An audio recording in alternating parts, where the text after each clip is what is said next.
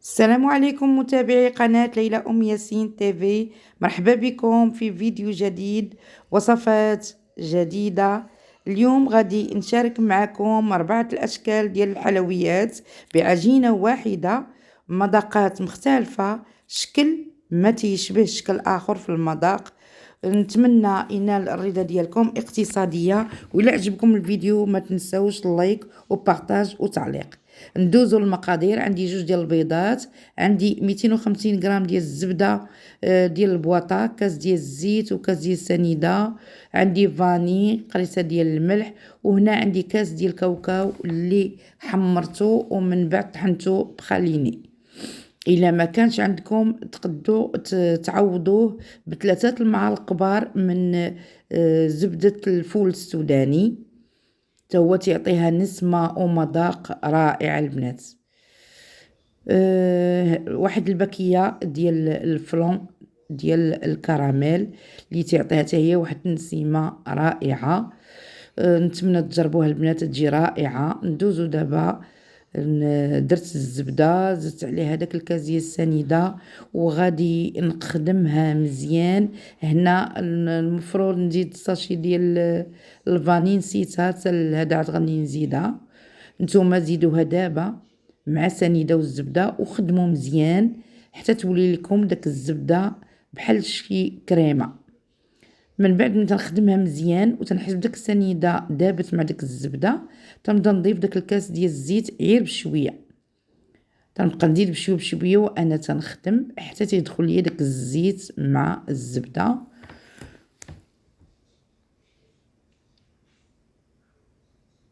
صافي بهاد الطريقه غادي نخدم مزيان دابا حتى يولي ليا كلشي مزيان، وغنضيف داك 2 ديال البيضات. هنا هاد العجين اقتصادي، هاد المكونات الموجودة في كل دار، ومع هاد الغلا نديرو غير شي حاجة خفيفة باش نفرحو وليداتنا ونزينو بها المائدة ديال العيد. صافي هنا غنضيف داك الكاس ديال البخاليني ديال الكاوكاو اللي واحد النسمة مذاق ما نقولش لكم البنات، مع داك الباكية ديال داك الفلون ديال الكراميل تيتواتاو مع بعضياتهم. صافي شي هنا انا نسيت الفاني، المفروض نديرو مع الزبده، الله درتو دابا. ودرت داك الباكيه ديال الفلون ديال الكراميل. صافي غنخدم هاد البيض وداكشي مزيان. عاد نبدا نضيف الدقيق. هنا البنات الدقيق هزت ليا 4 الكيسان ونص، نتوما غتبقاو تضيفوا حتى تجمع ليكم، ما تقصحوهاش. صافي هنا ضفت داك القريصه ديال الملح، درت هنا معلقه ديال الخميره ديال الحلوى، يعني معلقه صغيره ما عامراش. وصافي دابا غنبدا نضيف الدقيق وغنبدا نخدم. غادي نجمعها وتكون هي باقا خاصها الدقيق. غادي نحيد واحد الكره حيت غادي نضيف ليها الكاكاو الحلو، وعاد نكمل العجين الاخر بالدقيق حتى تكمل ليا. صافي كيف شفتوا البنات دابا هنايا ضفت الدقيق وهي باقا محتاجه للدقيق. غادي نحيد هاد الكره كيف تتشوفوا، وغادي نزيد الدقيق في العجينه الاخرى حتى تجمع، وعاد غادي نقسمها على 3. صافي هاد الكره الاولى زدت فيها الكاكاو الحلو البنات كوبيل حتى تعطيني، نبقى نضيف حتى تعطيني اللون. صافي وغندير هاد المرشم البنات تشوفوا نتوما اي مرشم. الكره الاخرى درت فيها الفيغميسيل، والكره الثالثه ضفت فيها 4 المعالق ديال الصابلي.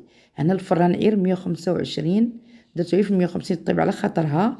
اللي فيها الفيغميسيل درت ليها نص قرقاعه، دهنتها بالبيض ديال البيض درت لها نص قرقاعه. والكره الاخرى اللي ضفت ليها صابلي غير كورتها وحطيتها. وهنايا غادي ندير هذا المرشم اللي على شكل الشميشه. نتوما ديروا اي مرشم عندكم، ماشي ضروري هاد المراشم اللي درت انايا.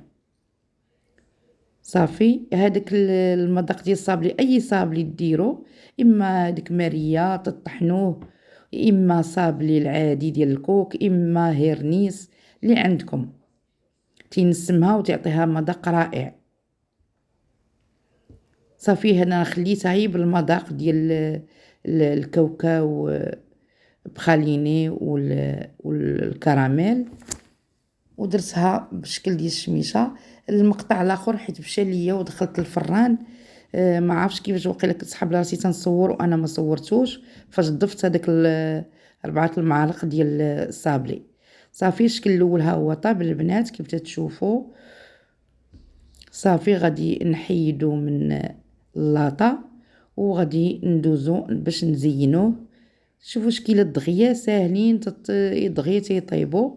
هنا في مقله درت الفواكه اللي بالاحمر والخضر والصفر، وضفت ليها اللوز ايفيلي، ودرت معها واحد المعلقه كبيره ديال المربى. انا كان عندي المربى ديال الليمون، الا ما عندكمش تقدروا ديروا ديال المشمش او الفريز اللي عندكم. وهنا تتنقصوا البوطه وتتبقاو تحركوا حتى تتعلك ليك هذاك اللوز ايفيلي مع داك الفواكه، ويدوب لينا داك المربى، وداك اللوز ايفيلي تيتبدل اللون ديالو. هانتوما غادي تشوفوا اللون اللي غادي نحصلوا عليه في داك اللوز. صافي وغادي كيشوفوا البنات هذا هو الشكل ديالو. دابا هنا غادي الكراميل عطيتو لكم شحال من المره وجدته معكم.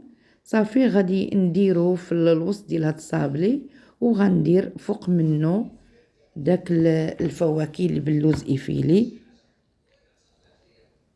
كيف تتشوفوا. هنا البنات اللي بغيتو تخليوها غير هكا كي درت لها انا، ممكن بغيتو ديروا تذوبوا شوكولاط ابيض وديروا خطوط حتى هو غيعطيها منظر جميل.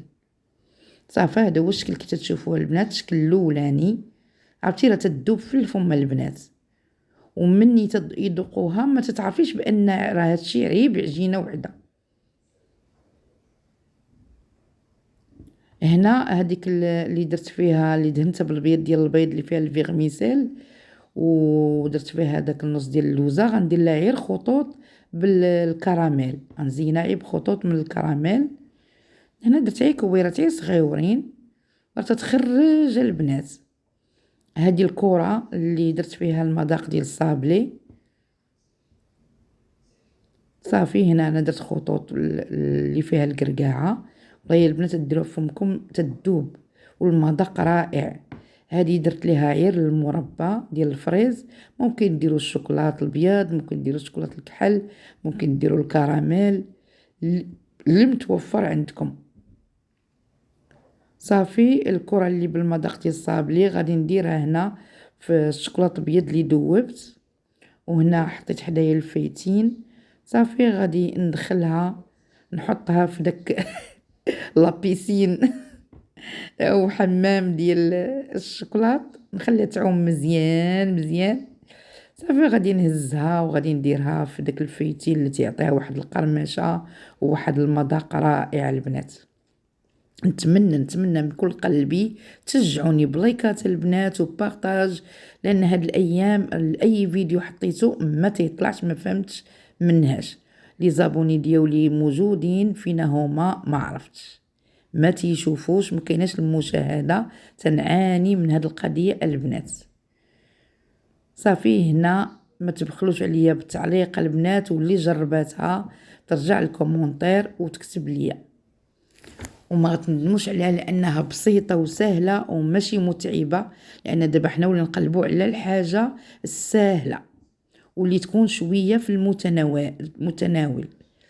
يعني تنتي تنوضي وديري الحليوه وتقدي حليوات بساط لوليداتك واي واحد جا عندك، تنتي تحطي داك البلاطو متنوع وغير بعجينه وحده. يعني ما غالياش بزاف البنات. حقيقه الله يكون معنا والله يعاوننا على هاد الغلا اللي حنا فيه في هاد الوقيته. هادو هما شكيلات البنات بربعه اللي درت معكم، تيجيو رائعين. عجينه وحده تتخرج لك واحد الكميه لا باس بها كيف تتشوفوا، والمذاقات مختلفه. نتمنى يعجبكم هاد الفيديو ونكون عاونتكم ودرتو به.